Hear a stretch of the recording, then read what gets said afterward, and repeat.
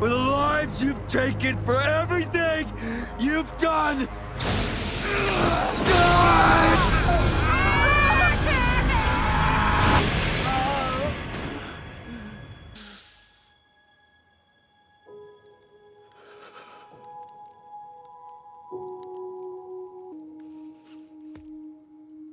Love that chicken from Popeyes. Look, as a certified Mark hater, I can say that this fiasco wasn't his fault. From our last video that some people seem to find controversial. Yo, it's not funny. It's really not funny.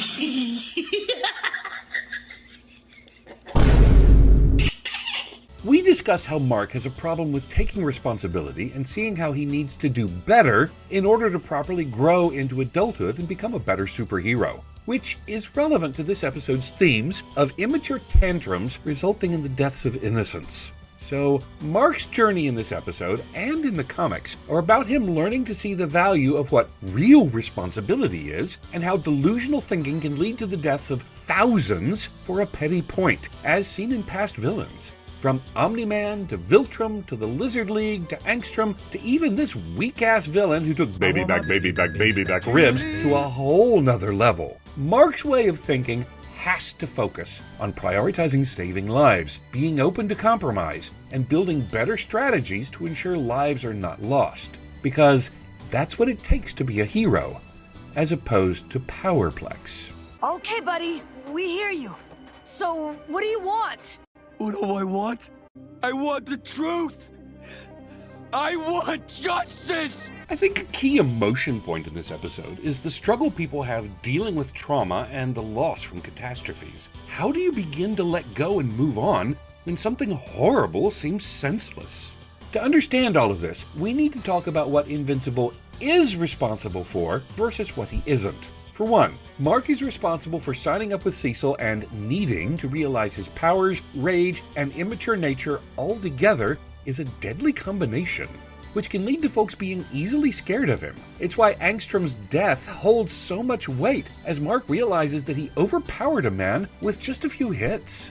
He is responsible for managing crisis. He is responsible for wanting to be a hero, yet wants to be able to put people who need him on hold, and he is responsible for displaying such casual disregard to harming Cecil in front of Oliver, and then is all Pikachu-faced when Oliver has the idea that abusing his powers is fine. An example of this is in Season 3, Episode 5, where he ignored Titan's pleas about the Order, and while he wants to play hero, he paid no mind to saving the lives of prisoners, made no attempts to minimize damage, and showed no remorse in the destruction and death at the crumbling prison grounds. Invincible is the strongest force on Earth, and is the symbol of humanity's last hope, meaning every time he takes an L, or acts immaturely, or disregards others when they need his help, he needs to learn to do better if he's going to actually save lives, both through battle strategies and emotional awareness. Invincible, you have to come with us right now. It's life and death. Need you to help us overthrow our king. We only have enough power for this last trip. You have no idea how many people died to make it happen. You know what? Sucks to be you, dude. What isn't Mark's fault are the abusive powers of the villains he comes across. Omni-Man killing everyone isn't his fault. Him killing Angstrom isn't his fault. And having to deal with a shit stain of a father like Powerplex isn't his fault. Speaking of which... Yeah, we need backup. The Powerplex guy just killed one of the Guardians of the Globe. Hey, I warned him. I said I didn't want to fight. He attacked me. I had to. I didn't have a choice. I had to kill him. He tried to kill me. He was gonna kill my mom and my brother. He made me do it. It was an accident, but he made me do it. Powerplex is really a great example of childish delusions on full mass display. As a father and husband who was so consumed with grief and dumb notions of bringing down the bad guy, he simply loses all perspective on his current family and focuses on the grandeur of being the hero of a story that's built on blood. Meaning Powerplex, as a character, just wants to blame all of his issues on Mark, despite him putting his family in danger in the first place, and is shocked they perished. Now, I could make the read that Powerplex's willingness to blame Mark is akin to Mark's immaturity with blaming Cecil for his own emotional outbursts, but I'll be nice today. Thank you, thank you, thank you, thank you, thank you. Powerplex, deep in his delusions, doesn't understand that a young Mark was fighting off a murderous madman like his father, who blamed Mark for making him do this. Instead, Powerplex makes up a conspiracy to somehow make him the hero of the story and play dress-up at the cost of his family's lives. Powerplex imagines that by blaming someone else, he will somehow achieve justice, while Mark is learning to value the lives around him differently, working to hold everyone in his thoughts, emotions, and priorities. As one of the themes in Invincible, each villain represents a certain type of childish notion that tries to play the role of, "You made me do this, you're the bad guy, look at me, I hurt people because you made me."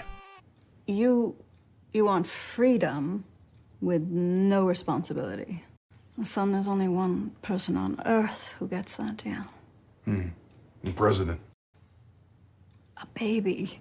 Delusions of self-harming ideals, petty revenge, and wanting to be the main character is what drives dumb decisions and an unwillingness to take accountability. And it is only when you learn to value doing good and learn to do better as a person, one finally and actually becomes a hero and genuinely saves lives. Powerplex clearly lost that.